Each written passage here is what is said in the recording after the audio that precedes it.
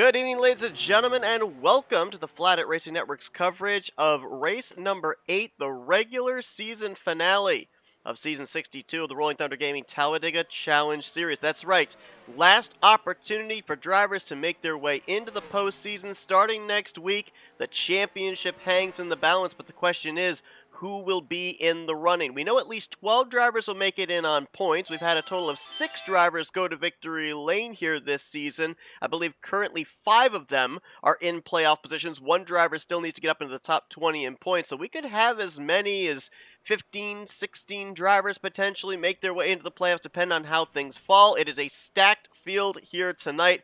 I'm Seth Cole, alongside of Michael Norman. And Michael, if you're a driver that's in any type of a position here, whether you're trying to win your way into the playoffs, point your way into the top 12, here tonight, we always talk about it's difficult enough to keep an eye on where your competition is, but a lot of drivers, they focus on points. They'll pick out 2, 3 different drivers that they want to make sure they finish ahead of, or at least finish a certain number of positions ahead of.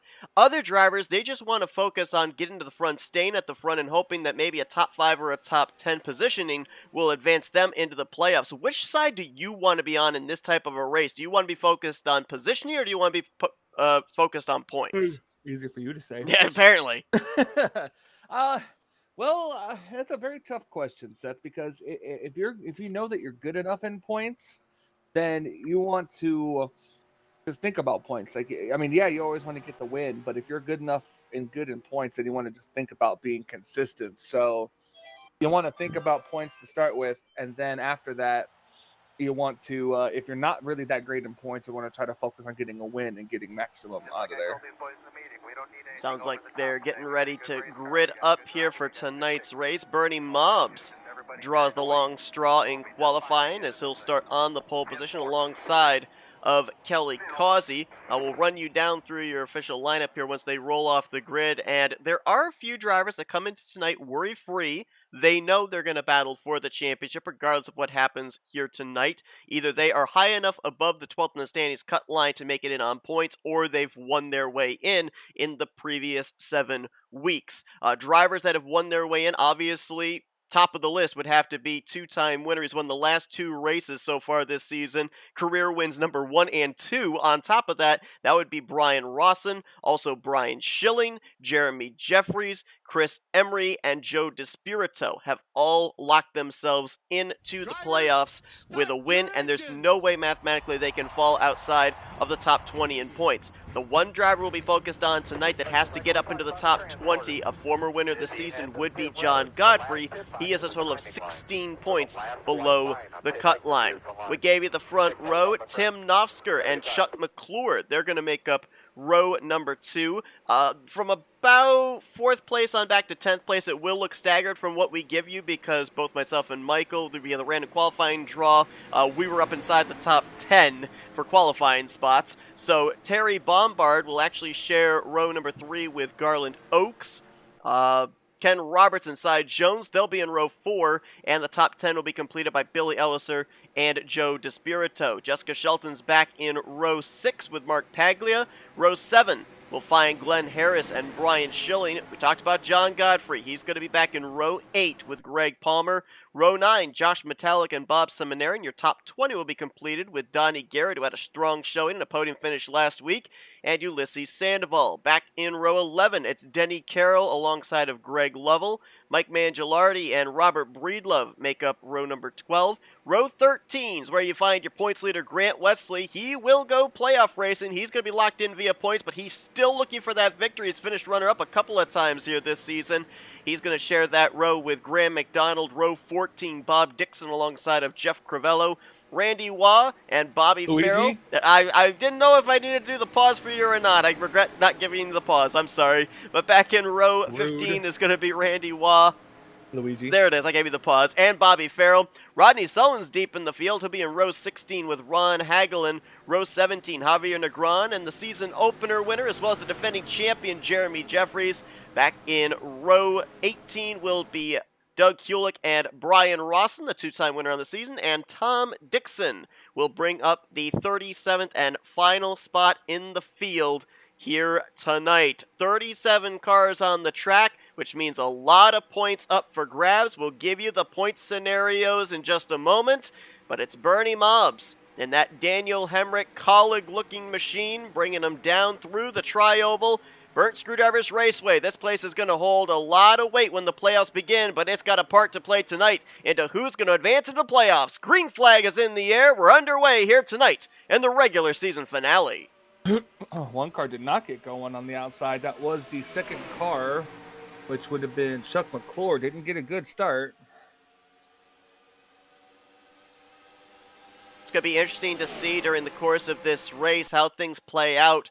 Talking with some drivers during the course of the past 2 weeks since the last time we were here at Burnt Screwdrivers Raceway. We even heard in the post-race interviews a couple of weeks ago that a lot of drivers looking like they want to just run the bottom here tonight. Not really sure if they have the confidence in being able to make the middle line or that third lane work, especially if they're in a precarious situation to get into a playoff position. Well, Seth, you know what they say, right? You got to take the long way home. You do have to take the long way home, but that may not necessarily be the fastest way home. You knew that was going to come in here, didn't you? I do, indeed. And we had a photo finish right there to complete this first lap. Scoring gives it to Kelly Causey on that outside line. It was really close between himself and Bernie Mobbs.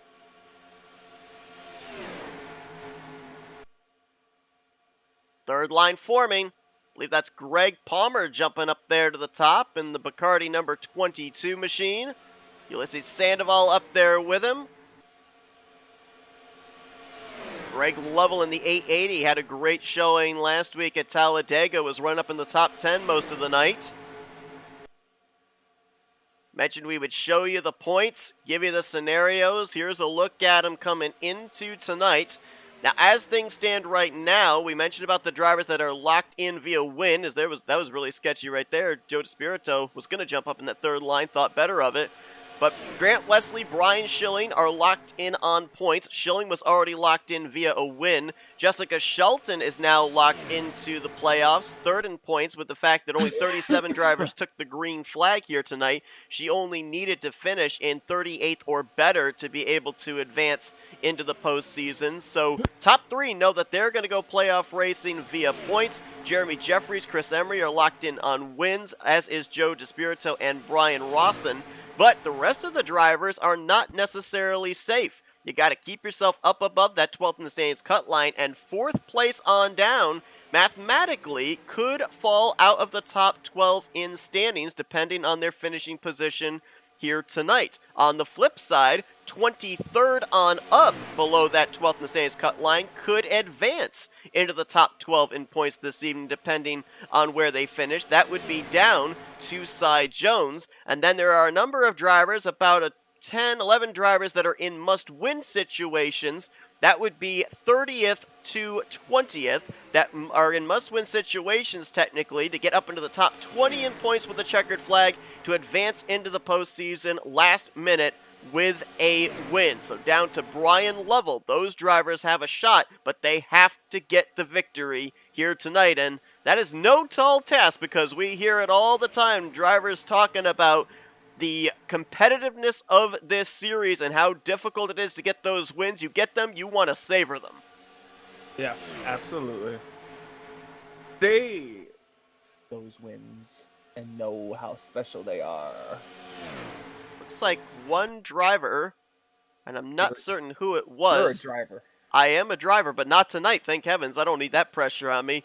I know it. One driver that was on our grid did not take the green. We had 37 drivers slated to run, and only 36 are currently on track. I'm not certain exactly who the missing driver is. I'll try and see if I can eyeball it here. But for the time being,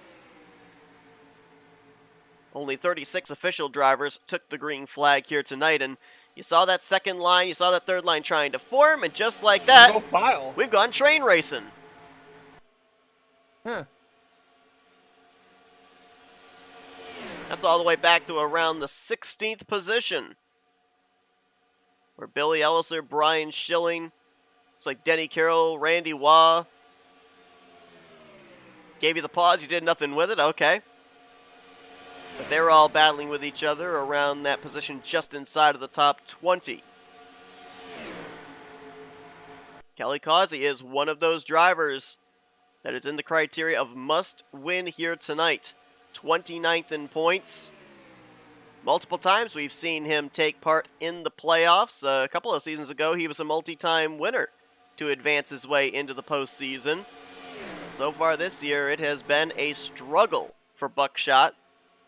But out in front here, showing the way. Now, one thing I'm going to bring up here, I mentioned this to Zach last week. You know, I like looking over the statistics. Last week ended up What are those? continuing on the trend. 7 straight races this season where the driver that has led the most laps has not gone on to win the race.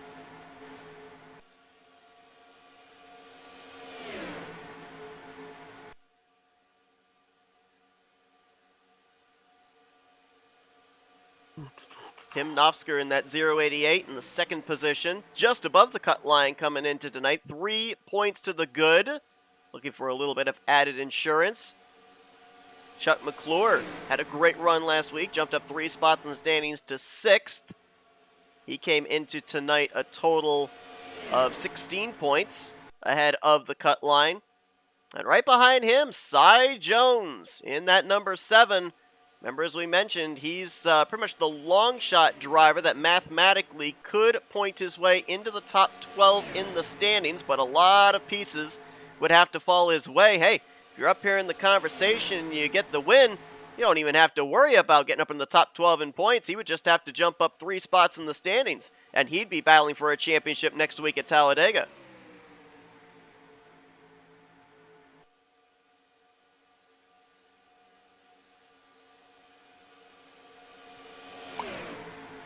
I also did a little bit of digging. Zach and I were mulling this over last week. Brian Rawson not only was the first driver this season to go to victory lane twice, he did it in back-to-back weeks, and he did it from the last row in both those weeks. Well, there is an option that drivers have before the server is kicked forward for the random qualifying draw. When they leave the server, that gives them an almost guaranteed last place starting position. And Brian Rawson has applied that strategy just about every time this season. So that's why he has started out back. That's why he started out back here again tonight. And interesting strategy, but hey, if you're a 2-time winner here in back-to-back weeks, I guess that strategy works out for you. Yep, absolutely.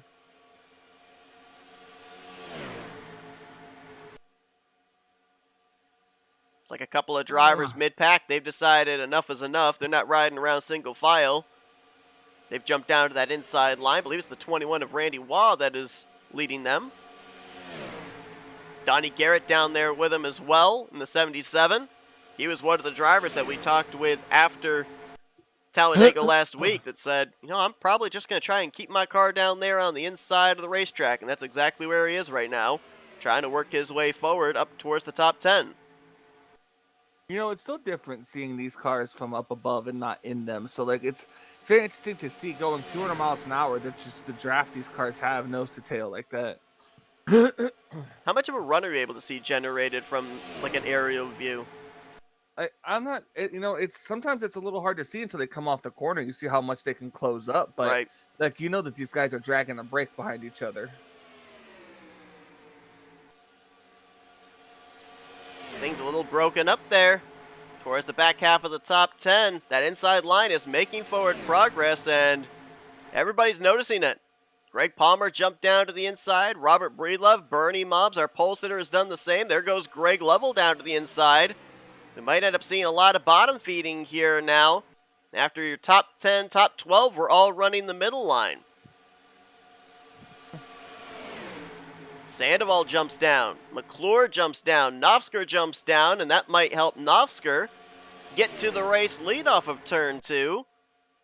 Got the push from Chuck McClure, and I believe he is clear for the top position.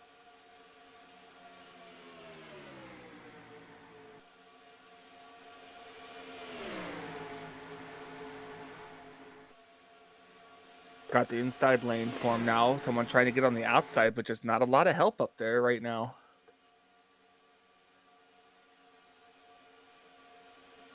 Taking a look to see drivers that would have started out back, how quickly they've been able to make their way up here to the front. Randy Waugh in the 21 rolled off the grid in 28th. Jeff Crivello, you can see him up there on the top side. I believe he's the 6th car on that outside line. He started this race from 28th. And Grant Wesley started 25th. He's right behind Crivello in that outside line. So number of drivers have already made their way just almost into the neighborhood of the top 10 after starting this race outside of the top 25.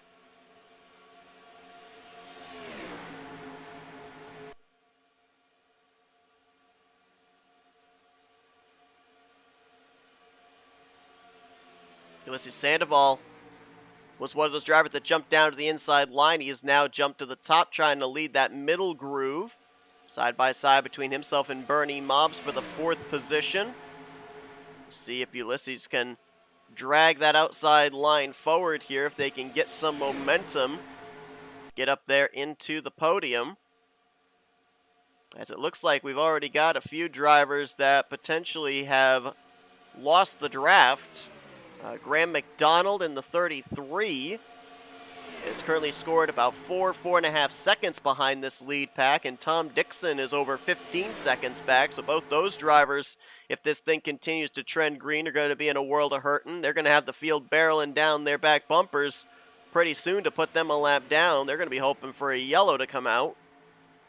But I remember last season, Michael, as we got towards this portion of the season and, of course, into the playoffs, this was the one racetrack where usually we ended up seeing super long green flag runs. I think we actually at one race also had where the race went completely caution-free right in the middle of the playoffs. So you may be hoping for a caution, but if history repeats itself, you may not have the guarantee of getting one. Yeah, and you never know. These guys can race as clean as ever. Some of the cleanest racers I've seen, but all it takes is one little warp, one little mistake. Do you think maybe because we are at this portion of the season where drivers know one mistake spells potentially the end of your playoff hopes, these drivers just a little bit more give than take at this point in time, realizing, in order to finish first, you have to first finish? Perhaps. I mean, there's no difference in, got to finish, got to be there at the end. That if you want to be in the points and then run it for the championship. Some kind of a breakup here at the back. I don't know what exactly happened, but Rodney Sullins, Mike Mangialardi, Jeremy Jeffries, Bob Dixon, John Godfrey, and Bobby Farrell have all gotten themselves single-filed out here. There might have been some kind of a stack-up or a check-up here, middle of the pack, rear of this pack. And it might have woke those guys up, unless there was something that happened that we didn't They could also just be waiting. They could also just be kind of waiting back there. Someone's pitting. It's the Dixon. I believe it's one of the Dixons. It's Ron Hagelin, actually. Oh, Ron Hagelin. The Coca-Cola machine. And he's coming to pit road all by himself a couple laps prior to when scheduled green flag pit stops should be taking place. Also, we're going to be keeping an eye here tonight. Teammates, good friends, duking it out for the winner side of the bracket challenge this evening. It's the number 21 seed Bob Seminara taking on the number 31 seed Joe DeSpirito. The Florida gang going up against each other here tonight. I believe currently Seminara has the upper hand, and we've got a car in the wall, and this is going to be trouble in the tri-oval. Cy Jones was the one that went around. We've got one car upside down. I believe that's Billy Elliser. Terry Bombard, Glenn Harris, and others involved. Caution's going to fly just on the eve of our first round of green flag pit stops tonight. That was a little intense, but just a little. Looked like initially it might have been bumper grab, but being in the tri-oval, it could have been a bad bump as well. We won't know until we go back and take a look at the replay, but the 26 was up and over. I know the 7 took a pretty good hit into the outside wall, and I think the 10 might have actually gotten lifted up off the ground. The rear wheels, I think, may have come off the racing surface. And Terry cannot afford a bad run here tonight, because He was in the top 12 in points last week, was not in, well, he was in the race, but was dealing with connection problems, finished dead last, and dropped to 13th in points, now 3 points below the cut line. So this is not what he needs if he's looking to advance into a playoff position, and now everybody's going to have the opportunity to make this pit stop under caution rather than under green, as we go back to the tri-oval to see exactly what happened.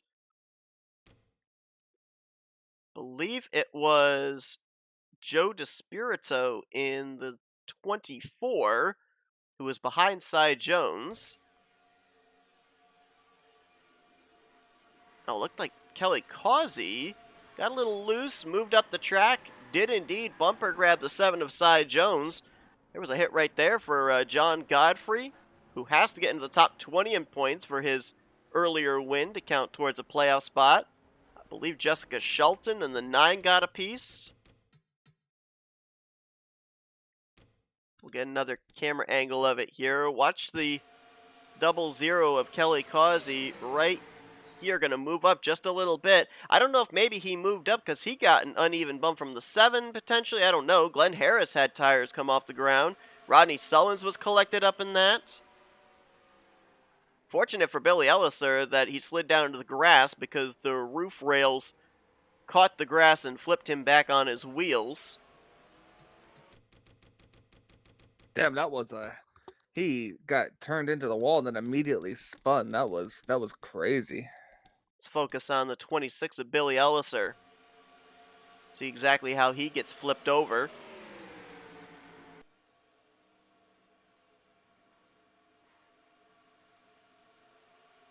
Looks like Brian Schilling, Graham McDonald might have gotten small pieces of that. Javier Negron right there, bottom left of your screen. Bobby Farrell makes his way on by. Aside from the 26 going up on his roof, I don't really see anything as far as contact that would maybe take a driver out of this race or even take them out of being competitive.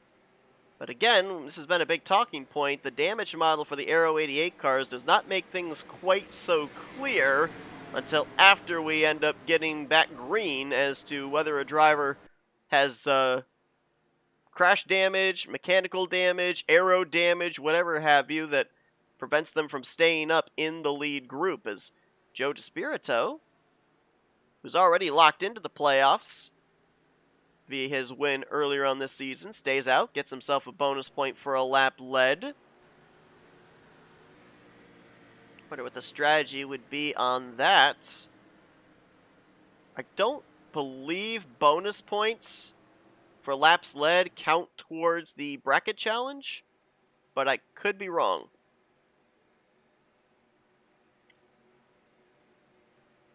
Jeremy Jeffries going to stay out here and lead a lap.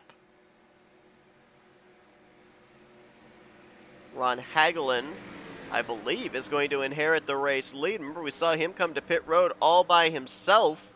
When the caution came out, he had already left pit road and was on the lead lap still. So he's going to stay out, and he is going to inherit the top position after everybody else came to pit road. So that strategy working out perfectly for him. Taking a look at our YouTube chat here tonight. We appreciate everybody that tunes in, chats with us, interacts with us. Want to take this time also to give a shout out to Wiley. Yes, we understood here tonight from Josh Metallic that Wiley Coate, one of the racers here in this series, as well as one of the admins of the Talladega Challenge series, feeling under the weather. And so unfortunately we don't get to see Tony the Tiger out on the track here tonight. Hopefully we'll get better soon, Wiley. And we see you hopefully back. Tony the Twiger. The Twiger. The Twiger. Got Al Sullins in our chat. Seth, don't tell the 38 driver that country ham, eggs, and cantaloupe for breakfast this morning was fantastic. It might help his driving. My name is not Koiba. Another Yu-Gi-Oh! Bridge reference for anybody out there who's seen it. Craig Hagley in our chat. Let's go BSR. Legend looking good so far. Milt loving the new ticker. Yeah, appreciate that, Milt. That is courtesy of our producer, if you will, our boss, Matthew Rodriguez. Took me to school in coding, and Did it all in one day, surprisingly. yes, yes, we did. I'm surprised you remember it. I'm surprised I processed what he was telling me. I'm surprised you're There were surprised. at least three occasions I remember, maybe more, where he would say something to me, and then my reply was, "Okay, once more, but this time in English." Hey, we got it done though. It eventually, I'm surprised that you're surprised. I'm not surprised that you're surprised. I'm surprised. I'm. Okay, can't argue with that one. You got me there.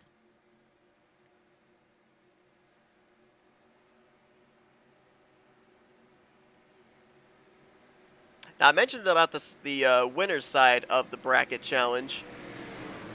Last week I also said that from about this point onward to the end of the season, we'll be putting a lot more emphasis on the loser side of the bracket, because once we determine between Despirito and Seminero who is going to be in the finals on the winner's side, we've got to determine who their challenger is going to be, because everybody that gets eliminated, even all the way back to the very first round, they've got a second chance on the loser side of the bracket, and we have 4 matchups here tonight.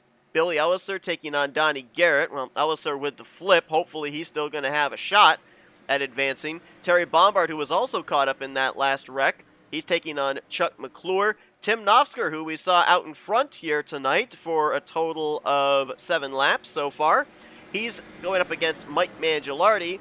And then Jessica Shelton, who is locked into the playoffs via points, is taking on 2-time winner Brian Rawson, who is locked into the playoffs via his checkered flags in the last 2 weeks. So some good matchups here this evening, and it'll be interesting to see who becomes the final 4, if you will, to move on to the next round. I believe, if I'm not mistaken, waiting in the wings on some buys are Grant Wesley and Denny Carroll, but we won't find out who they're facing for another couple of weeks when we come back here to Burnt Screwdrivers Raceway for the first elimination race of the playoffs.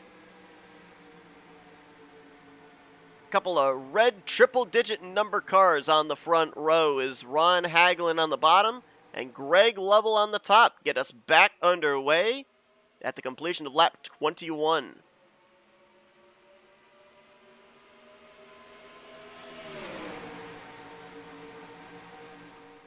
No drivers were a lap down at the time of that yellow flag. Nobody out of the race after that first caution of the night over in the Tri-Oval. All 36 drivers still running and on the lead lap, and Chuck McClure was hoping he could fit a full car through half a car length of space right there. Was taking a peek on Ron Hagelin to go to the front, but not able to make the move there on the back straightaway. Greg Lovell around the outside is going to take the race lead.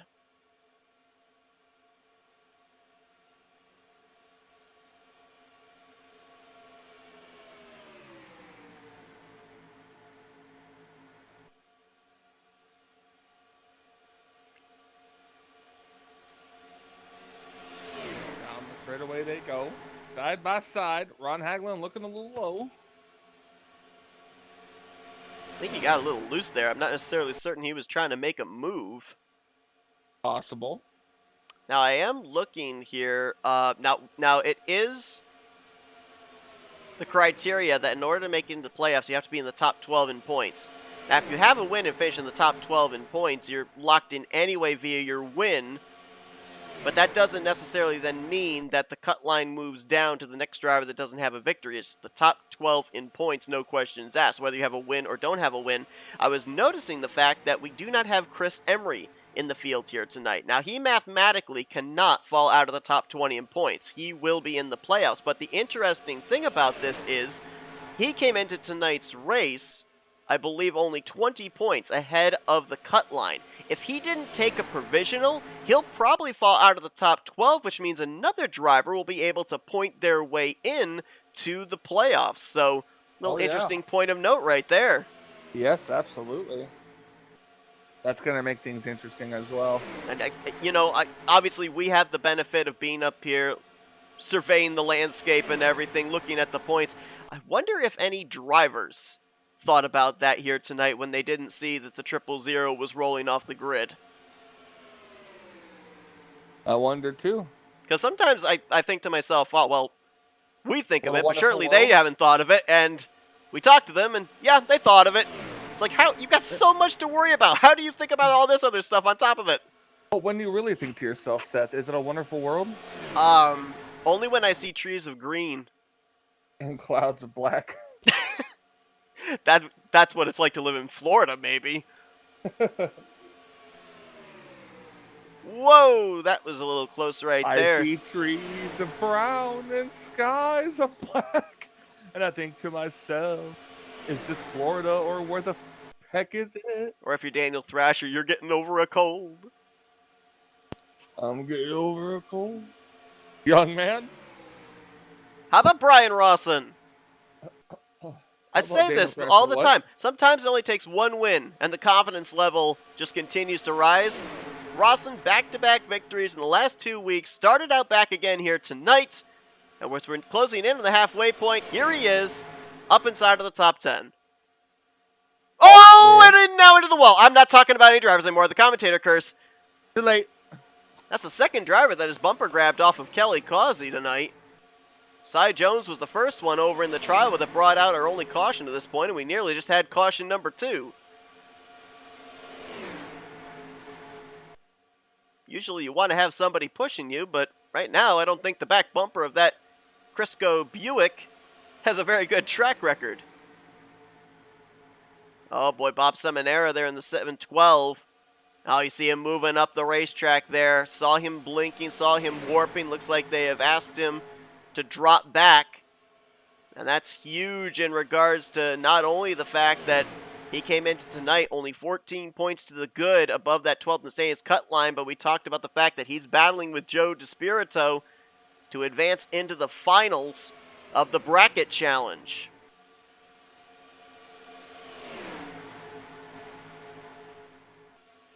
Well, during a point in the race, we highlight previous winners from the week with the multiple series that run on weeknights here under the Rolling Thunder Gaming banner. Brian Schilling with 2 victories this week.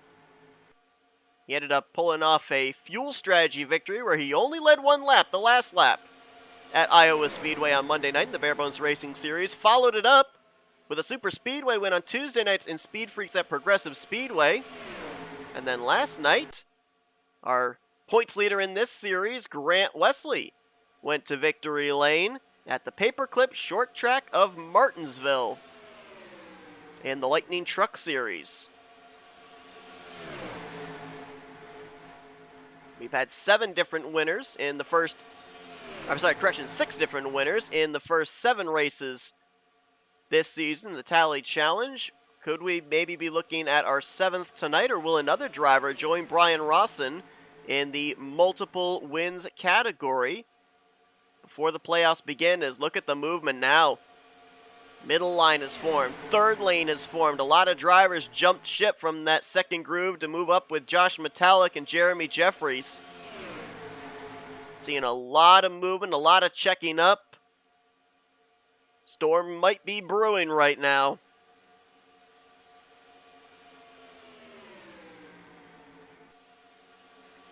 And just like that, the middle line is gone.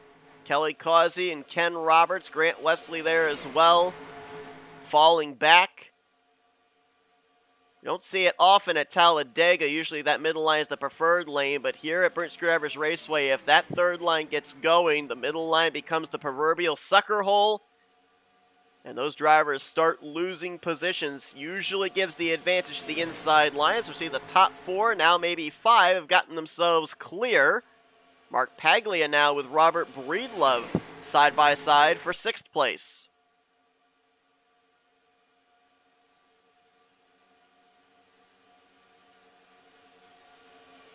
Down the back straightaway, long back straightaway, 3 lanes going. Seth, you think that third they can get up there? I don't know. I'll be honest with you. A lot of drivers, there's the mentality of you can't move forward if you don't make a move. But with what I've seen here this season, I don't have a whole lot of faith, a whole lot of trust in that middle line or that third line. It seems like they can get momentum, but then there's always like a flick of a switch. I don't know what it is. I don't know if it's that a driver, when they move up there, they stall out their momentum. I don't know if they just can't keep the draft as tight here as they are able to at Talladega. And also, from what I understood as well, there's not as much of a push-up off the bottom, off of 2 and 4 at this track like there is at Talladega. It just seems like those two outer lines, they cannot keep the run going for long enough for it to matter for them to get to the front. It's almost like you have to be a bottom feeder here at Burt Screwdrivers Raceway if you're going to make any kind of progress.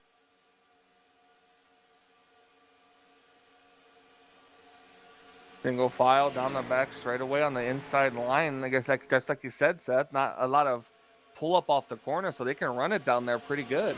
And it's tough too because, also from what I understand, you can generate a run very easily here. A generator? The problem is, when you try to take it somewhere, you got to do it around the outside, obviously, because no one's going to give up the bottom. Round the outside. Around the outside. Taking a long way. You know, I was going to say take it the long way, and I knew then you were going to make the reference. So, you know, I tried to avoid it, and you still ended up saying it anyway. I read your mind.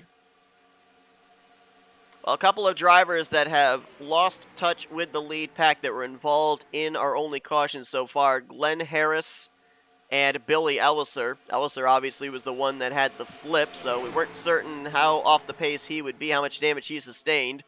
Looks like it is pretty bad, as he is currently over 30 seconds behind the lead group, and Glenn Harris is right now about 7 seconds back. We're focused on the 10 of Terry Bombard, who had his rear wheels lifted off the ground. Doesn't look like it hurt that car any, as he's been able to fight his way back up into the top 10. All the other drivers involved as well, still in this lead pack at this point in time, including Rodney Sullins, Jessica Shelton, Cy Jones, Javier Negron, and others.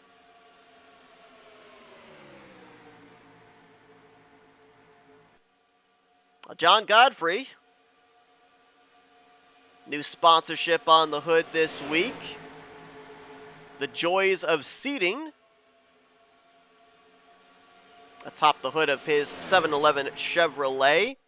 And again, as we mentioned, he's a former winner, but he needs to get into the top 20 in points for his win to count towards a playoff spot. Came into tonight a total of 16 points below the cut line. Some of the drivers he's looking to beat here this evening to advance up into that top 20 would include Rodney Sullins, Billy Elliser, Josh Metallic, Cy Jones, Ron Hagelin. A couple of them that I just mentioned right there have had some issues tonight. Cy Jones and Billy Elliser both caught up in that wreck. But a couple of the other drivers I mentioned, they've had some pretty decent runs here this evening. Ron Hagelin was out in front, so he's got at least a bonus point for a lap led. He has since dropped back to the 26th position as Graham McDonald, moved out of line there, then tried to merge back up and almost got hooked off the bumper of Jeremy Jeffries. Looks like they've sorted that out. Josh Metallic in the 39 is currently back in the 22nd position.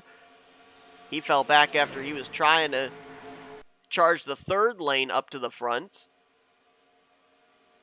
And Rodney Sullins, right now in the 38, is currently being scored in the 20th position. I believe he's in the middle line right now. Approaching the lap car there. Still single file.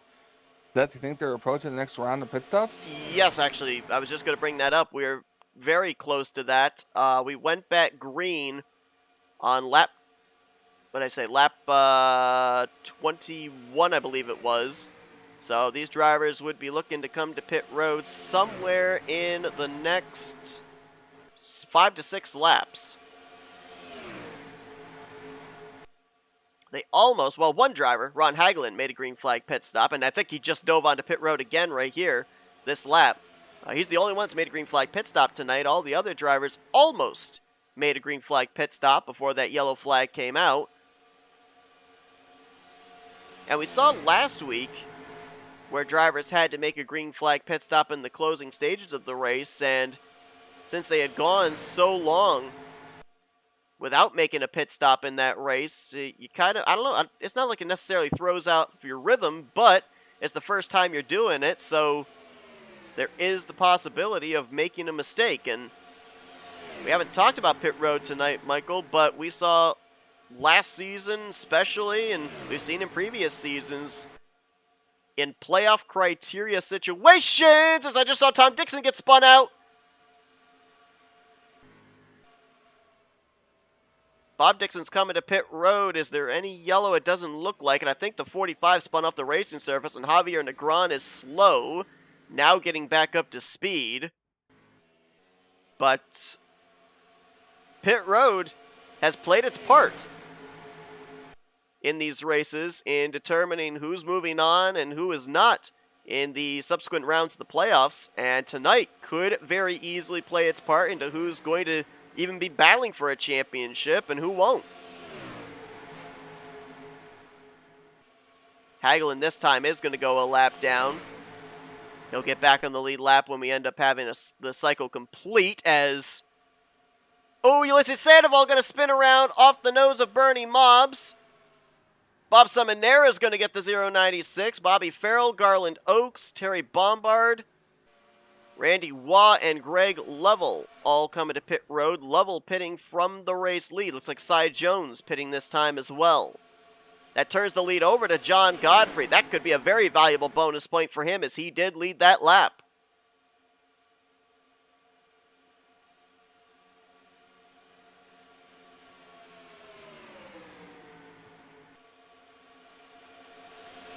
Should see some more drivers maybe make the dive onto pit road this time by. Who will they be is the question. How many of them will there be? Godfrey coming in. Grant Wesley. Ooh, Wesley's going to get into the back of John Godfrey and spin him around. Breedlove gets into the inside wall. We're 3 wide down pit road.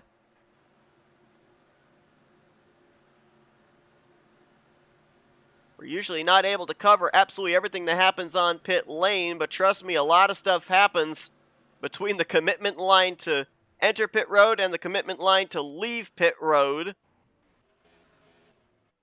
Grant McDonald overshot his stall. Bernie Mobbs is coming back in the 31. Knopfsker going to inherit the race lead here.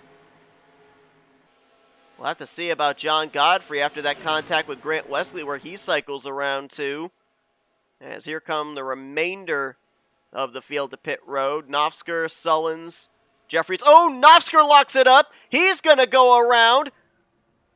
Oh, man, and he almost was parked right in Brian Rawson's pit stall, but fortunately started rolling when Rawson approached.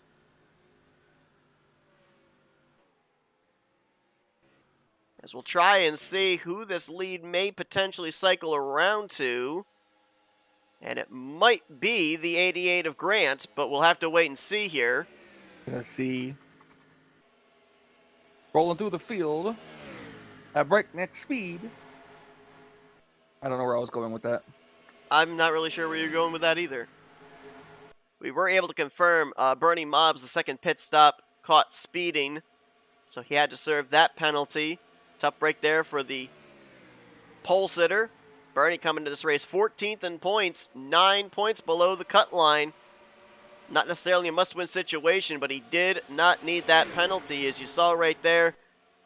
Nope, I was going to say the possible exchange for the lead, but it won't be, because Knopfsker and company, they were able to get off of pit lane before Donnie Garrett and the rest of his group caught up, but they are going to have a head of steam here. Let's fall back to the 77, who's cutting his way up through the top 6 or so. Gets around the lap machine of Garland Oakes, and now looks to get the top trio of Knopfsker, Sullins, and Jeffries. Grant Wesley coming back to pit road in the 88.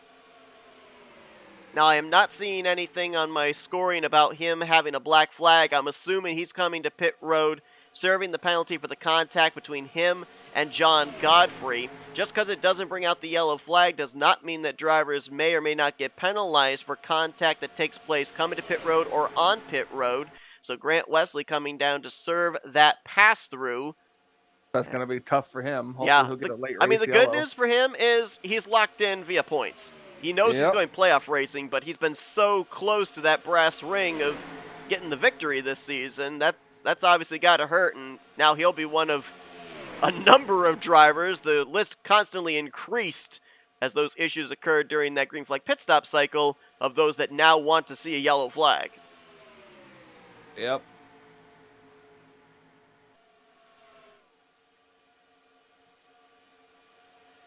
As everything cycles, it looks like right now 2 drivers are a lap down. Garland Oaks and Billy Elliser. Got a few drivers that are not that far away from being put a lap down. Bernie Mobbs, Greg Lovell, and Glenn Harris. They're on the same straightaway as the leaders right now. As Nofsker and Garrett are in a fisticuffs here, trying to figure out which line's going to prevail. Garrett on the yellow line, Nofsker in the middle.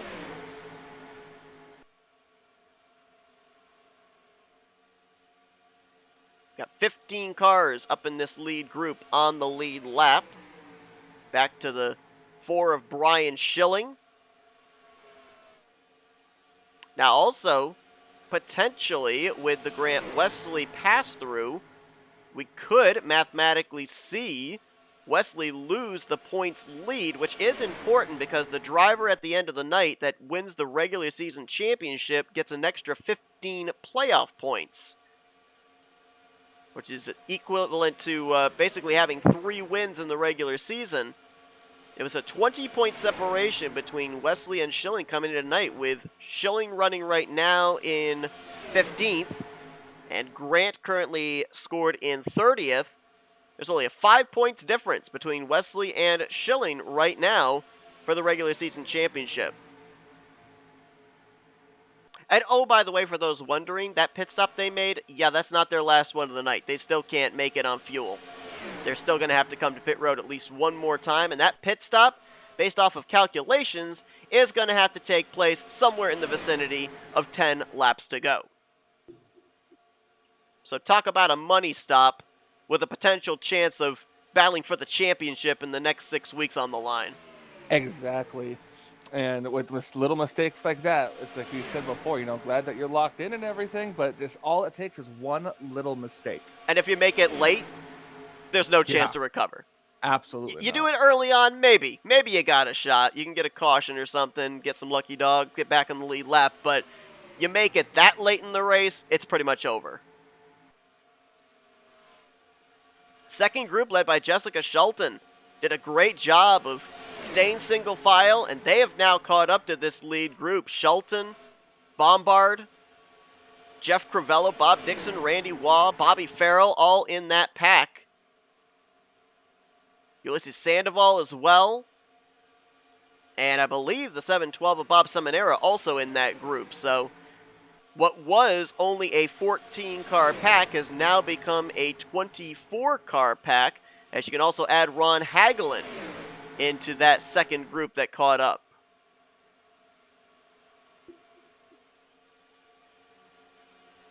We'll give you another look here at the point standings coming into tonight. You got to be in the top 12 in points without a victory to advance into the playoffs. 5 drivers locked in with a victory so far. Who are they?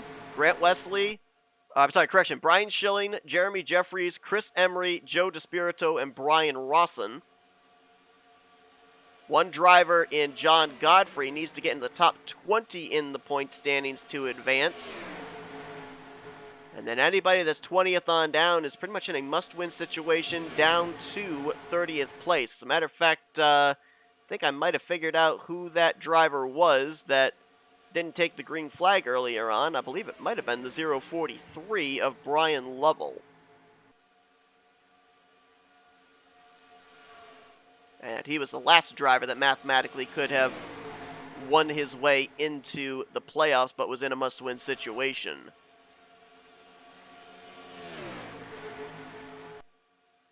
Pretty wide again in the back.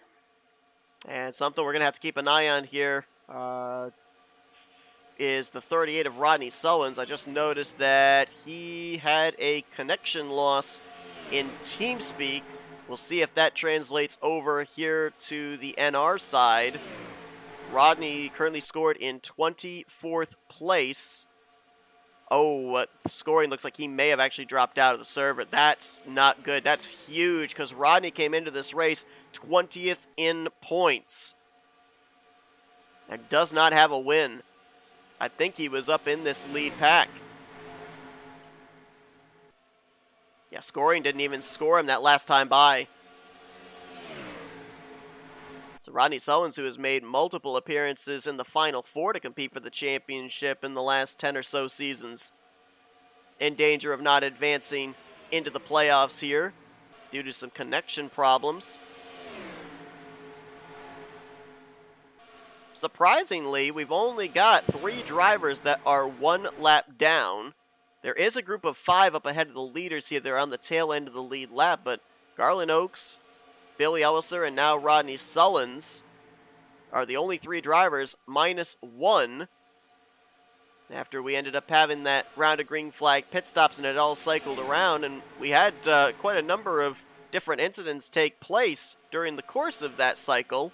About 17 laps to go now. Yep.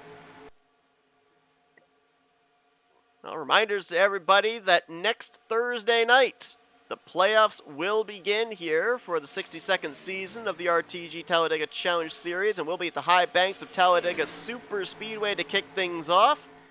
And in 2 weeks' time, we're right back here at Burt Screwdrivers Raceway to find out who will advance into the round of 8. This is the track where it's pretty much going to be taking place the entirety of the season. We determined the playoff field here tonight. We have the elimination races from 12 plus potentially to 8, from 8 to 4, and then eventually the championship race, the final championship race in the 2-race final round. Exactly. So with that being said, as I'm kind of thinking about that, Michael, how many drivers here, whether they're locked in or not, are kind of going to school and maybe putting together a playbook for those elimination races? Because, I don't know, it may just be me, but it's kind of looked like this track has taken on some different characteristics from what drivers originally were able to do here back when this track debuted on the schedule. And now they kind of have to readjust a little bit here.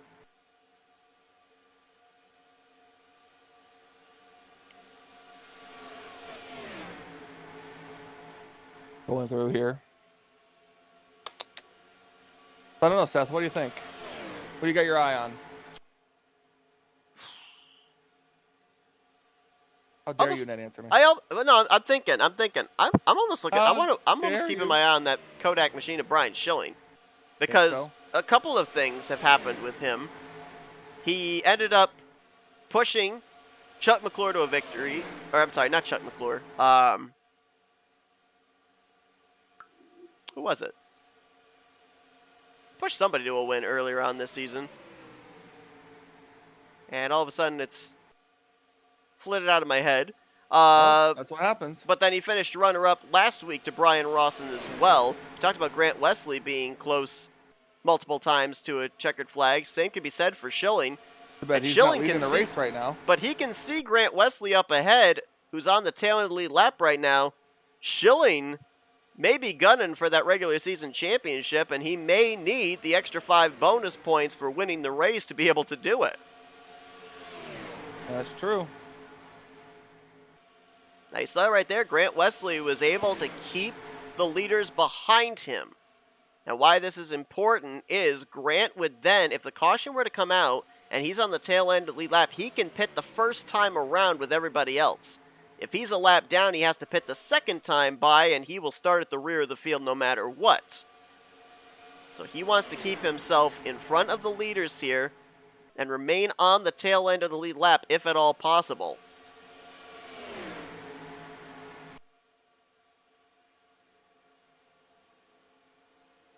Clumped back up again. Bunch of drivers did go a lap down from that group. Bernie Mobbs, Graham McDonald, Greg Lovell, and Glenn Harris. So now it's about a half dozen drivers duking it out for those 2 lucky dog positions. As we got some drivers coming to pit road. That was Ron Hagelin coming down, but Tim Knopfsker in the 088 also joined him. It's a very early pit stop here for Knopfsker. We'll see how this plays out. Knopfsker coming into this race in a precarious position in points, 11th in the standings. And he's got a pit stall all the way down here towards the beginning of pit road there. Via random qualifying draw. Easy for you Had to say. him P3 here tonight. Hmm.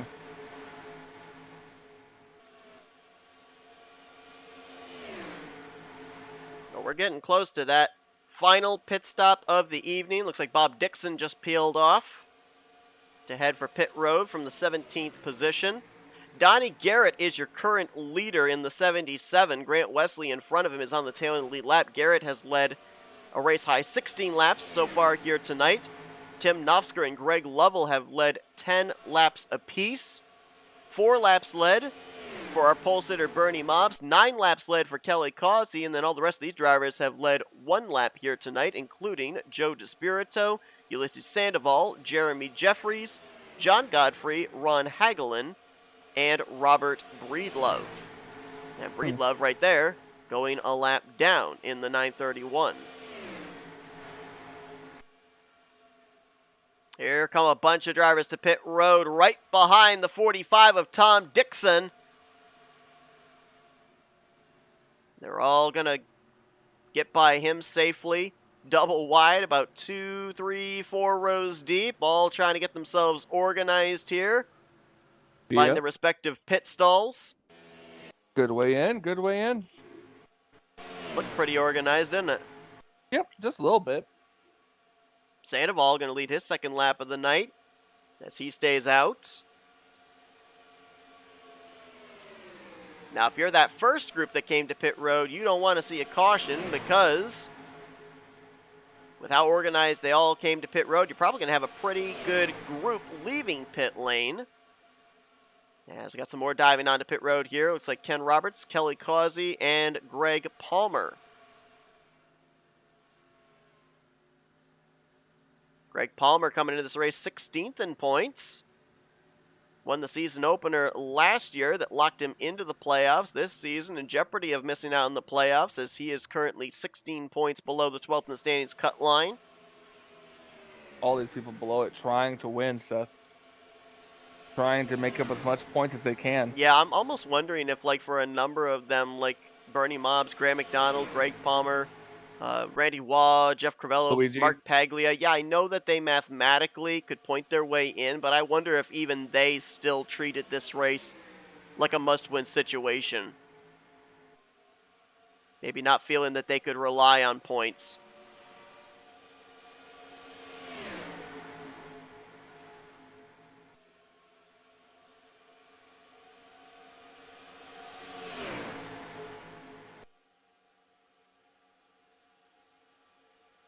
We're looking here at where the lead may cycle around to with the 24 of Joe DeSpirito.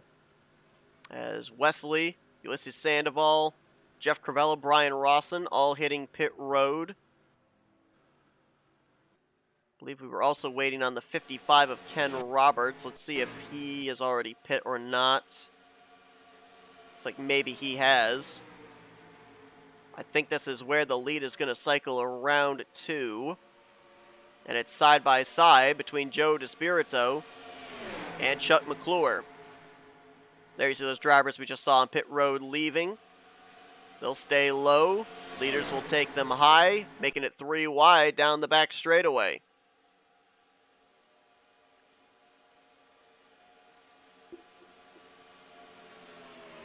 Gonna be 7 to go when they hit the line. We do have lap cars, so that would put our point of no return marker at lap 62. The next flag from that point on would end the race. We saw last week Brian Rawson pick up that victory at Talladega under caution. They raced back to the start-finish line with about 2 laps remaining in the event. Getting to that time. Yes, it is. Drivers are definitely starting to set things up. How about the comeback there for Bob Seminara? We saw him fall to the back, having connection problems. He's up here again, second on that outside line. These leaders having to move up to lanes 2 and 3 to get around the cars that just left pit road or are on the tail end of the lead lap.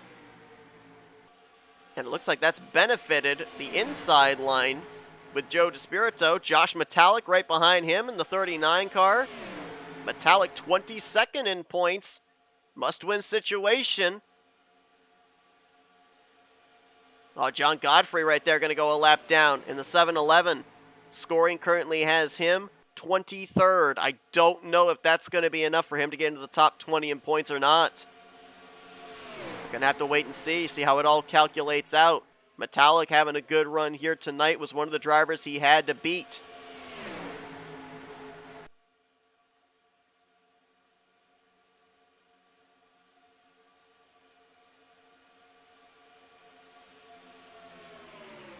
Looks like we got a total of 16 drivers up in this lead group with a shot of winning this race.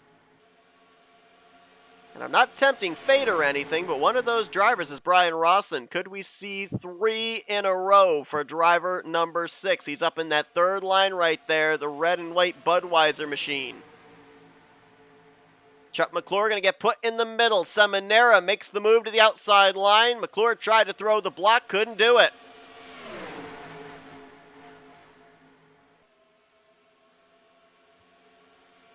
There's a few drivers up in this pack that are not in must-win situations. They could just have a good, solid top 5 or top 10 night, and they advance into the playoffs via points. But when you get to this point of the race, they're not thinking about points. They see that the checkered flag is right in front of them. As now Seminara is going to get shuffled to the outside. Causey moves to the middle with help from the 55 of Ken Roberts. But DeSpirito stays committed to the yellow line. Josh Metallic behind him, letting everything transpire to his right. We are in that point of no return. The next flag would end the race, so we would stay here with the leaders if the caution were to come out and watch the race back to the caution, which would be the proverbial checkered flag. We'd look at any incidents that we need to, either during the pacing laps prior to the checkered flying or post-race if necessary. But Joe DeSpirito trying to join Brian Rawson as a multiple-time winner on the season. Now Metallic's going to leave him. He'll jump to the middle groove in front of Kelly Causey. Causey looked like he might have wanted to go up there to the third line, but he'll stay in line behind the Gray Ghost. And Metallic will go to the point. Someone's on the apron back there. Might have been Bernie Mobbs. They gathered it up. We're good. And Metallic will bring them through the tri-oval. Oh, Donnie Garrett on the apron, and there they go! The caution's going to fly, and Metallic's going to win it under caution. He only had to make it about 30 feet from the timing that the flagman waved the yellow to the time that his nose hit the start-finish line. And the caution coming out in the tri-oval allows Metallic to not even have to put up a defense. He's going to cross the line P1, and he's going to win here tonight to lock himself into the playoffs. A last-ditch effort comes out in his benefit. Absolutely crazy. It's funny. It's always funny how things work out that way. Kind of reminds me of one of the earlier races when this track was added to the schedule. Doug Hulick was on pit road, came out of his pit stall, headed for pit lane exit to the start-finish line. The caution came out, and he got there first before all the other drivers that had pitted came to the start-finish line and picked up the checkered flag. I think Metallic had to cover less ground than Hulick did in that race. I mean, they couldn't have been any more than 10 car lengths away from the start-finish line at the time the caution came out. And it's always, you never know when it's going to happen and where. And we're going to have to see who all was involved there in that incident, but it looks like right now Metallic, Kelly Causey, and Joe DeSpirito are all currently your top 3. Causey was in a must-win situation, but he was one of the long shot drivers. So it doesn't look like he's going to advance into the playoffs. DeSpirito was already locked in via a win. He was 8th in points. But there's a lot of drivers. There's big question marks over whether they're advancing or not. And I want to double check here at the time that they crossed the line.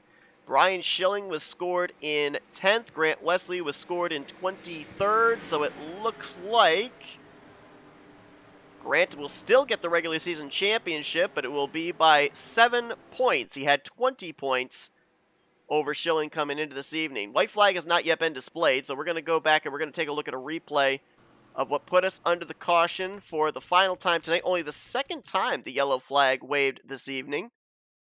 But another incident in the tri-oval, and I believe it was with the 77 of Donnie Garrett getting down on the apron. And he was up towards the front. Here's a look at it.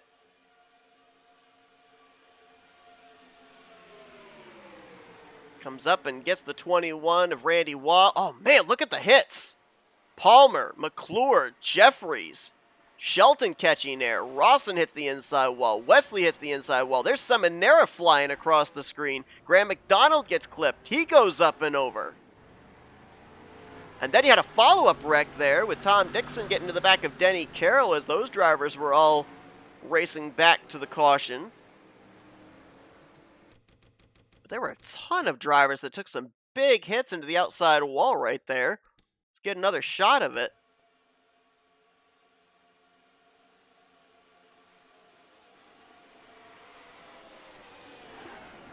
We had another car that went up and over. Couldn't make out who it was. Brian Schilling was in this. Greg Palmer.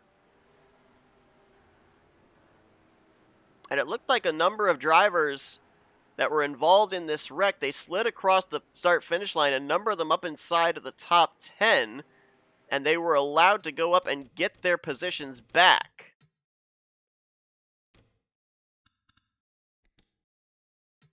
It's always been an ongoing debate as to whether drivers involved in a wreck should be allowed to get their positions since they weren't maintaining pace speed, but it looks like here in this series they are allowed to get the spots back of where they crossed the line.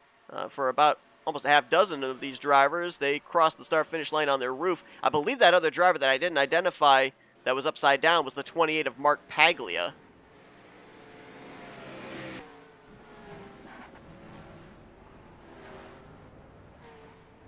It looks like we got a driver that's been issued a black flag. I think that is probably for dropping debris.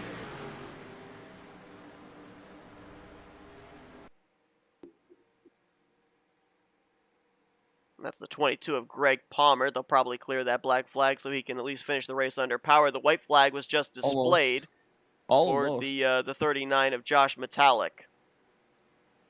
Well, Seth, we got a long ways to go. I mean, they're on the back stretch, so we got some time. What do you think about this race? Honestly, I expected this race to play out exactly the way that it did. Me too, honestly. I feel like the driver mentality coming into this one was let's keep our car in one piece to even have a shot at getting into the playoffs. But then when we cross that threshold where we know the next flag's going to end the race, then we go for it. All bets are off. I mean, you could see even there with the drivers that were back around the, what would they have been, around 23rd, 24th place, all racing hard back to the start-finish line, knowing that the field had wrecked up ahead of them. Every point matters. But for Josh Metallic, it's interesting. We talked with him earlier on tonight. He gave us pre-race debriefing. He said, well, hopefully I'll be talking to you guys later on tonight. Wonder if he knew something that we didn't know. The more you know. Because we'll be talking with him in just a few moments after he does his victory celebration, as Josh Metallic is going to become the 7th different winner on the season. The former champion going to pick up the victory in the regular season finale here tonight at Burnt Screwdrivers Raceway. He will lock himself into the playoffs via this win, because there is no doubt he will make up the 8 points he was lacking between himself and 20th in the standings. Jury is still out on John Godfrey, though, as to whether all of our former winners will be battling for the championship. starting next week, and we missed it. There's always one that gets that spins out the race winner, and we missed who it was. It might have been Brian Rawson.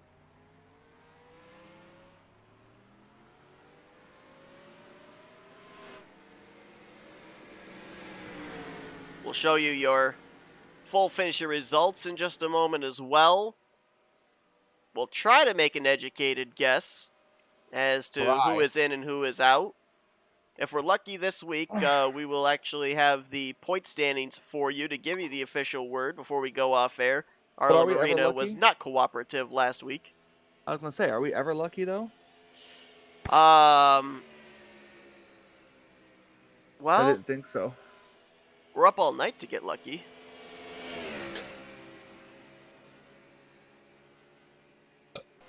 Oh God. I hate your references sometimes. If we did a 8 o'clock at night to 8 o'clock in the morning live stream of a race, would you stay up for all of it? No, I would not. Okay. So you wouldn't stay up all night to get lucky? Nope. Okay.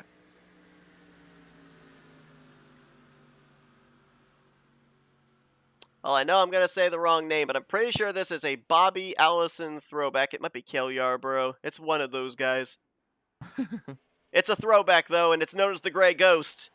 And now it's going to disappear into the smoke as Josh Metallic burns it down here at Burnt Screwdrivers Raceway.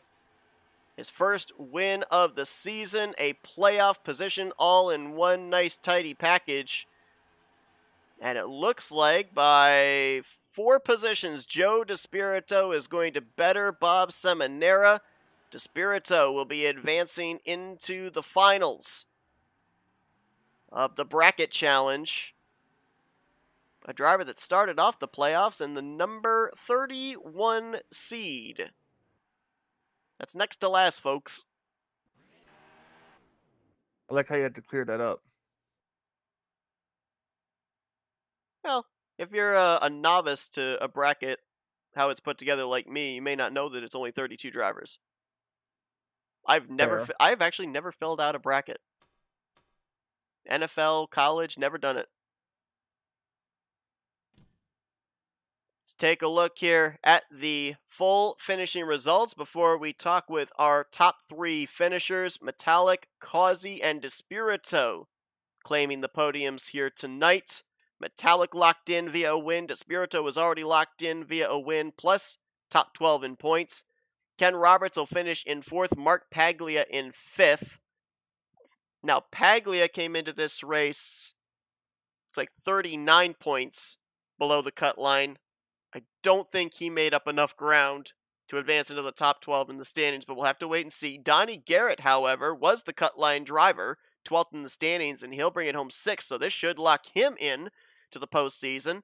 Bob Seminara was above the cut line, so he's safe. Same for Jessica Shelton, who only needed to finish inside of the top 35 to advance via points. She gets a top 10 in 8th place. Randy Waugh going to bring it home in 9th, and AJ. he was 17th in points.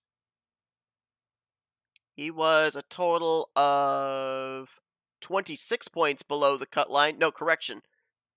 23 points below the cut line. We'll see if he made up enough ground or not. We're going to let the professionals do the calculations here. We can only speculate. Brian Schilling, we know he's locked in. He was 2nd in points coming tonight. He gets the final spot inside of the top 10. How about the comeback run for Terry Bombard, involved in the first caution of the evening? Brings it home for 11th place after he fell out of the top 12 last week. I think this should move him back into the top 12 and into a playoff position. And Jeremy Jeffries, the defending champion, looking for back-to-back championships from season 61 to season 62. He's locked in via his win earlier on the season opener, and he'll finish out the regular season with a 12th place performance. Jeff Crivello was 18th in points coming tonight, 30 points below the cut line. 13th place, don't know if that'll be enough for him. Brian Rawson doesn't go for 3 in a row, but still gets a nice top 15 finish in 14th. And Greg Palmer, who was 16th in points, he was 16 points below the cut line, finishes in 15th place. Chuck McClure, he was 6th in points. He should stay above the cut line as he finishes 16th. Denny Carroll, who was 9th in the standings, should also stay above the cut line as he'll get 17th. Ulysses Sandoval, Tim Knopfsker, and Bob Dixon the completion of the top 20. Now, Tim came into this race 11th in points, with drivers like Donnie Garrett and Terry Bombard running well tonight. Did he remain in the top 12 in the standings, or did he get knocked out? We'll have to wait and see. Robert Breedlove and Ron Hagelin were the last two drivers to finish on the lead lap. Grant Wesley, despite finishing a lap down tonight in the 23rd position, had enough of a points cushion that he will claim the regular season championship here in season 62. Greg Lovell, Garland Oakes, Bernie Mobbs, Graham McDonald, John Godfrey, Javier Negron, Tom Dixon, Mike Mangialardi, Cy Jones, Bobby Farrell, and Glenn Harris all finished a lap down with him. That's a tough break for Graham McDonald and Bernie Mobbs, who both had a chance to point their way into the top 12. Same for Glenn Harris. Those drivers had an opportunity here this evening to get into the playoff scenarios. Billy Elliser finishes 2 laps down, and Rodney Sullins was in a possible must-win situation, and he did not see the conclusion. Connection problems finishing him last tonight in the 36th position, so he will not be advancing into another postseason appearance. Well, as we allow the admins to get everything calculated together for us to give the official word of how many drivers and who they will be are going to be battling in this postseason for the championship. Let's dial up our podium finishers on the evening. Let's see if we can get a hold first of the driver that brings it home P3 tonight. Hold on, Seth. Wait. Oh, Uh, Website's having issues, so it looks like we're not going to be lucky enough for the points today. Arla Marina still teasing us. All right, so that gives you more incentive, folks, to tune in next week and find out who's actually in the playoffs. If we do end up having it working before we go off air, we will let you guys know who is where. But for the time being, as Michael said, having the technical difficulty gremlins again here for a second week in a row. All right, let's see if we can dial up Joe DeSpirito, the driver of the number 24. User was moved to Hey, your Joe, it's Michael channel. and Seth up here in the FRM booth. You got us? Hey guys, gotcha. Well, we knew being the regular season finale, a lot of different drivers, a lot of different agendas to make their way into a playoff spot, that it was going to be crazy, but it kind of was like a bookended race in a way. We ended up having that early caution there in the tri-oval, then everything kind of settled out. We got into the green flag run, had the 2 green flag pit stop cycles, and then it seemed like all bets were off once we got to around 5 laps to go. Now, you came into this race safe. You already knew that you were locked in via the victory. You were also above the 12th in the standings cut line. We talked about the fact that you were in the finals here tonight on the winner's side of the bracket against your buddy Bob Seminara. Was that at the forefront of your mind? Was that the top priority here tonight, or were we looking to end off the regular season as a multi-time winner? No, yeah, I was just trying to get the highest seed possible in the playoffs. Me and Bob, whoever won. I wasn't gonna do anything, to try to stay in front of him or anything like that. Whoever came out on top came out on top. I was just trying to have a good points day, and I was leading at the end there, and Josh made a move, and I really didn't have time to block it. I don't know if I would have blocked it. I know he's gunning for a win to get in the playoffs. And like I said, it was kind of late, and I did kind of like the bottom throughout the race. It was pretty fast tonight, so that's just kind of how it played out, and it was just kind of a points day to get the highest seed possible going into next week. Yeah, a lot of drivers that we've talked to regarding this racetrack this season have said if they have the option of running in the middle line or running on the bottom, they would prefer to run on the bottom because that seems to be usually where you can maintain your track position. Now, uh, coming into this evening as well, Michael and I bounced this idea around about driver mentality. We've seen in the last couple of weeks a lot of survival fests, if you will, a lot of drivers torn up at staying out, trying to garner every point that they could. Coming into tonight, it's the last opportunity to get into the postseason, and obviously, in order to get to the end of the race, you've got to have your car in one piece. Granted, we had that early incident in the trial, but after that, you guys settled into that long green flag run right up to the end. Did it feel like to you that was the tempo of the race here tonight? Everybody just kind of trying to keep it together until the end and then start making moves towards the playoffs? Yeah, it just kind of seemed like it was an under control race. Yeah, there wasn't any crazy moves being made. There was one or two moves where people were in the middle lane and the third lane came and they blocked it, which can get crazy sometimes. But nothing too crazy tonight. Yeah, everything was kind of under control, and I think people are ready to start stepping on the gas next week for the playoffs. Now, Joe, you're a multiple time champion in this series. And so I have to ask you, with the fact that the emphasis this season is put on this racetrack. It's where we here tonight set the playoff field. It's where the elimination races are taking place in the next 4 weeks. And then, obviously, in the two-race finale, this is the track where the championship is ultimately going to be decided. So, here tonight, in the position that you were in, how much going to school, how much experimentation did you do here this evening in case you're in a scenario where you need to advance your way into the next round in an elimination race further on down the road here? Yeah, yeah, you're always gonna try things, and just to me, it's more about the drivers. There's a couple new guys in here tonight, and you're just trying to feel them out, and you're trying to see, if they can hold a steady lane, and how they run in front of you, how they run behind you, what moves they're making. Not necessarily studying the track or the lines, it's just kind of seeing who you can work with and who you can't work with, and that's kind of what I'm looking at throughout the season, and that's what I was looking for. And yeah, this track is, I prefer this track to Tally just because it's more racy. As I said before, and Tally gets kind of single file a lot of the times with that middle lane being so fast, and the lanes are wider here. And this is just a lot more exciting track. So I'm glad it's the finale track.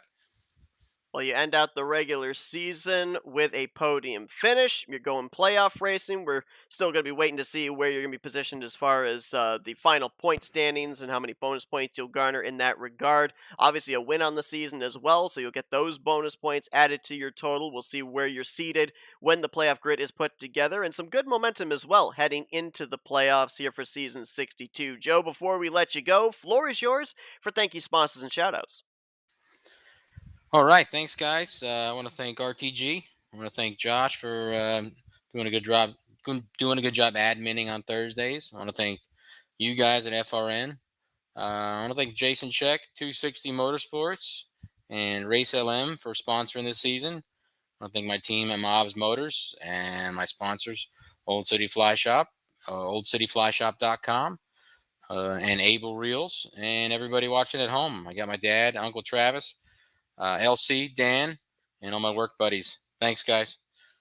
That's Joe DeSpirito. He's your third place finisher here tonight, and he'll be going playoff racing starting next week at Talladega Superspeedway. Congrats on the great run. Best of luck next week, Joe, as you try and get another championship here in the Tally Challenge. Thanks, guys. Good night. User was moved out Let's of see your if we can channel. now get a hold of the crowd. Brings it home second place here this evening. Led 11 laps tonight, and that would be Kelly Causey.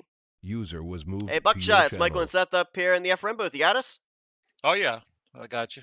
Great run for you here tonight. We saw you up at the front all night long, led a number of laps here this evening as well, executed on pit road. In the Oh God, I conversation, am in the so closing totally sorry. I was not meant to be broadcasted over open mic. well, it was. Hi, Kelly. How you doing, man? I'm doing all right. I was wondering what was going on there, but This is what happens when we don't mute our microphones. But Kelly, obviously, coming into tonight, we have the benefit of being able to look at the point standings, see the overlook of who's running where and everything. You were 29th in points. You did have a mathematical shot that if you won, you maybe could get up into the top 20 in the point standings. Was that on your mind here tonight, or were you not even thinking about points and just focusing on trying to get this car in victory lane? well, I know mathematically I wasn't eliminated, but it was pretty far fetched. When you only race like 5 out of the 8, you're not going to really have a chance, and unless you've done extremely well in those 5. But it's been a kind of a trying year. I'm a football coach, so I had to go to graduation and to spring game, and so it just seems like everything came up. But really went into the night to try to help some of my teammates that were borderline getting in there. There was a couple that needed to win and get in the top 20. So that was more of the objective, and that kind of fell apart through part of the race. So anyway, the car, I mean, I was up front and second, started second, and just seems like, the whole night it was a good car. And like you said, the pit stops were big too. Had a little incident in front of me going into the pits. I got bumper hooked one time also, but was able to catch it. So anyway, it was a good night. I'm going to ask you another question related to the race, but I want to touch on something you just mentioned because kind of we like to be able to get a little bit of behind the scenes for everybody that's watching. And you talked about the fact that you were trying to help some of your teammates that were either having to win or have to point their way in and everything. How much conversation goes into something like that? Is it during the entire course of the week? Is it just on the night of the race? Like, how much strategizing goes on in that type of a situation?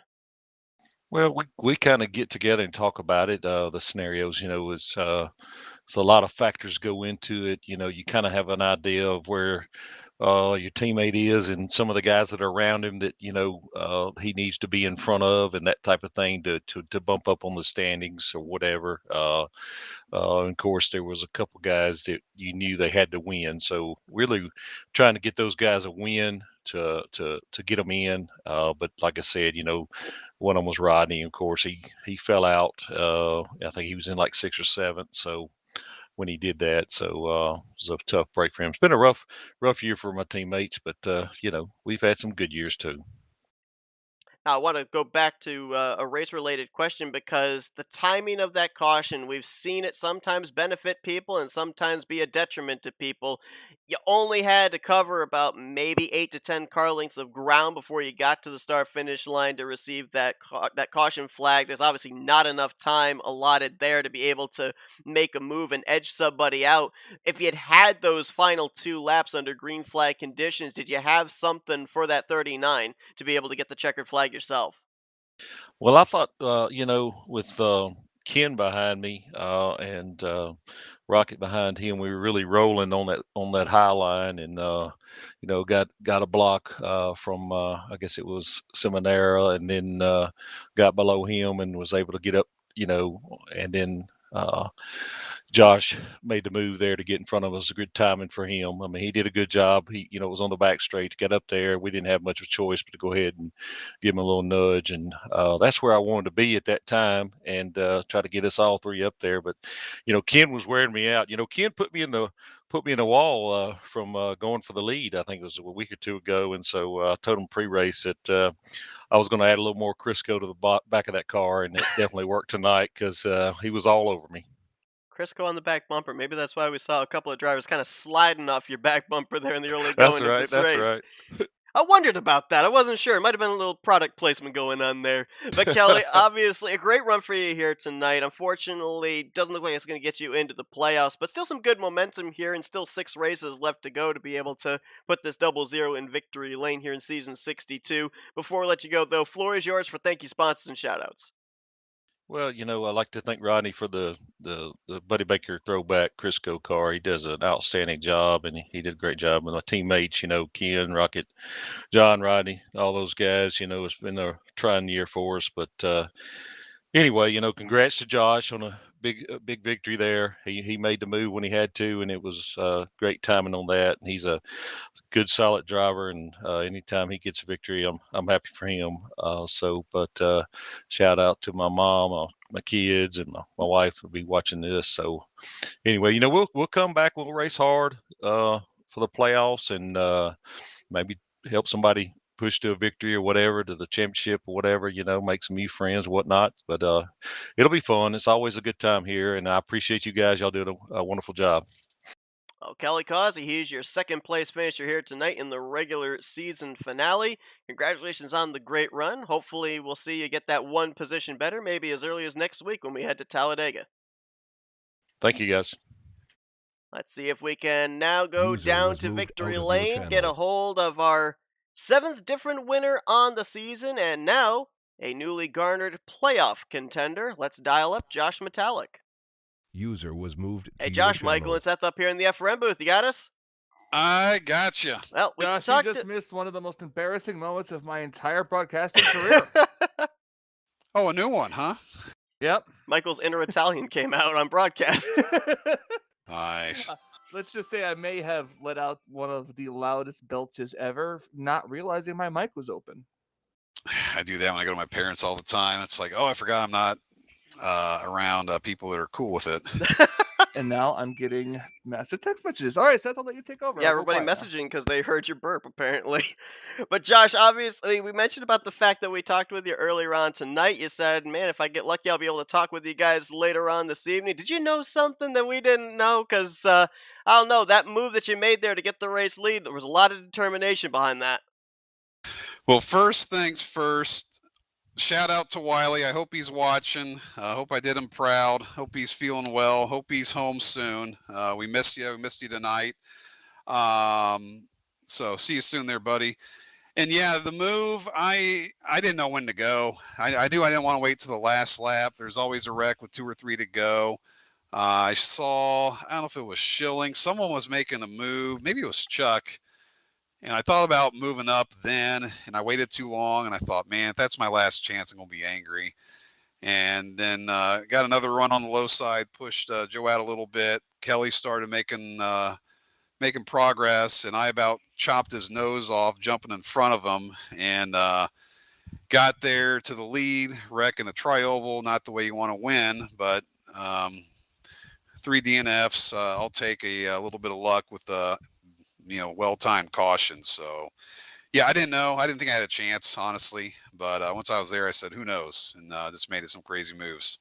Yeah, you talk about timing. A lot of this type of super speed racing comes down to timing, whether it be the move, the time made up on pit road, or in this case, the timing of that yellow flag right there in the tri-oval. You didn't have to worry about those final 2 laps of keeping them at bay. Now, one thing that I do want to ask you here, because I saw you numerous times tonight trying to get the middle line, the outside line going. We've seen here this season, it seems like more so, and I don't know if it's necessarily these Aero 88 cars or if something has just kind of changed in terms of how the drivers have approached the racetrack or what, but it just kind of seems like the third lane and the second lane don't quite have the momentum that they used to have in the earlier seasons when this track debuted on the schedule. It seems like the middle line fades out a lot quicker. The outside line suddenly loses momentum. There doesn't really seem to be a visible reason as to why. You seemed committed to that outside line and eventually were able to make it work, getting alongside of Despirito there in that battle for the race lead. With that being said, how confident are you in putting the 39 car up there on the outside line in the upcoming races? Because this track's playing such a pivotal part in the schedule with the elimination races and ultimately the championship in 6 weeks' time. Yeah, it is true. If you're running 2x2, the middle lane has the advantage. If you're 3 wide, the low side has the advantage, but it's not a guarantee. When we're 3 wide and the high side starts moving, guys that are mid pack, middle lane just start jumping up and killing us. It happened to me. I had a good run going on the third lane. Someone jumped up and then they didn't hold their line, and our momentum was killed. And then you have the low line who's just sitting there, and they're not changing lanes at all. So they have the advantage. No one's bailing from low to middle. It's all bailing from middle to high. So they're checking us up. Both lanes are losing drivers while the low lane is staying steady. So they're just humming along, and everyone else is just kind of bouncing around and checking each other up. So that's the biggest problem with the 3Y when the lanes start getting backed up. And then they see the high line slowing down, and they all start bailing to the middle, and it just snowballs from there. If people just stay committed, and you get good pushers, second and third in line on the high side, that high line will go. But too many guys jump up at the wrong time and stall it, and then guys are bailing because it's not going. That's a lot of it.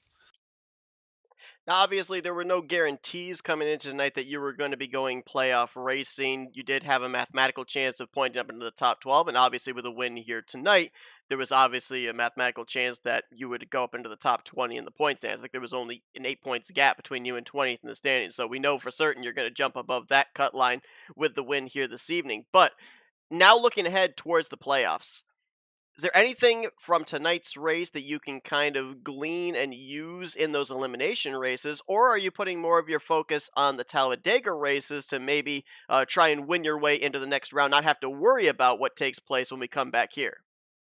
Well, it's 2 rounds of racing. It's 1 and 1, and then you're in or you're out. So you can't put all your eggs in one basket for one track or the other. You have to go full bore. I'm playing with house money. I never expected to be in the playoffs after the last the way the season's gone. It's just been crashed out, blown motors. So I never expected to be here. So I just went out there with, hey, if I make it, it's crazy, but I'm going to make some crazy moves, and I'll keep doing that. I don't think I should be in there. It kind of worked out. I got lucky, so I'm going to be a little more aggressive than I usually am, and see where that gets me. If it gets me into a wreck, well. But I went out trying something different, because what I've done most of the season just hasn't worked. Well, it worked here tonight. You get the victory. You're locked into the playoffs. Another former champion looking to get another championship to add to your resume. Obviously, a lot of momentum to begin these playoffs as well. Congratulations on the job well done. We'll let you get back to your celebrating here. But first, we're handing the microphone over to you for Victory Lane. Thank you, sponsors and shoutouts. Appreciate it. Yeah, like I said, Wiley, if you're watching, we're keeping you in our thoughts. Hope you're home soon. I got to say thanks to Tim, my other admin on Thursdays. It's just the two of us. We get a lot of support from the other admins, of course, but me and Tim were shouldering the burden. Thanks to Donnie for pushing me, and then Kelly, once I got to the high side, giving me a push. Everyone else.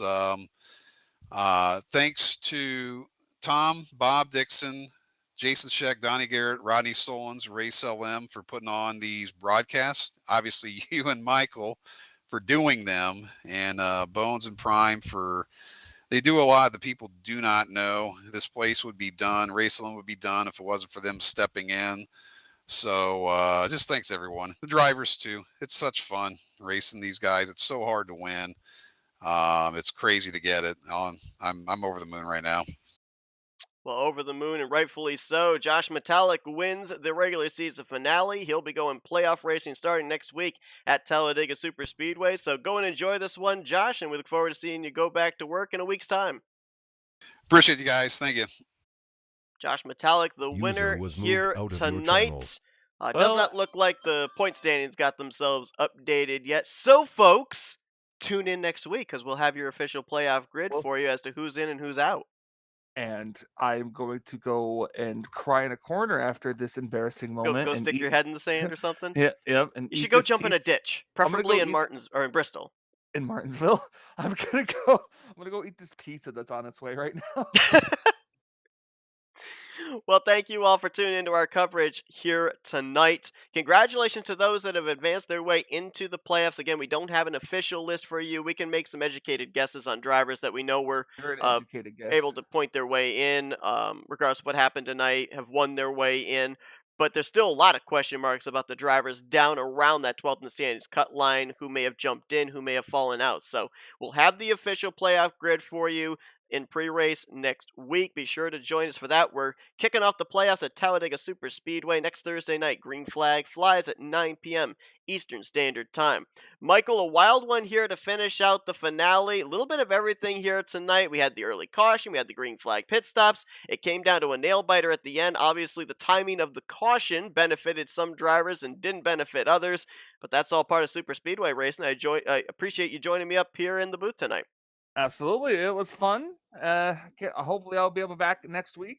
Got a kind of a promotion at work, so I might be a little bit more busier than usual. But it's fun, and I'm gonna go get my pizza now. There you go. Get some for me too while you're at it. Maybe I will. Okay. Well, thanks once again, everybody, for tuning into our coverage here tonight. We will see you guys next Thursday night for the continuation of the 62nd season of the Rolling Thunder Gaming Talladega Challenge Series. The playoffs have begun. And who will be the one to take the championship at the end of the long road? We'll have to wait and find out. But for Michael Norman, I'm Seth Cole. Thanks for joining us here this evening. We'll see you guys next week as you've been watching another broadcast courtesy of FRN, the Flatout Racing Network. This broadcast is the copyrighted work of Flatout Racing Network and may not be rebroadcast, retranslated, or used in any form without the express written consent of Flatout Racing Network and iRacing.com Motorsports Simulations. Flatout Racing Network would like to thank you for your support, and we hope you enjoyed tonight's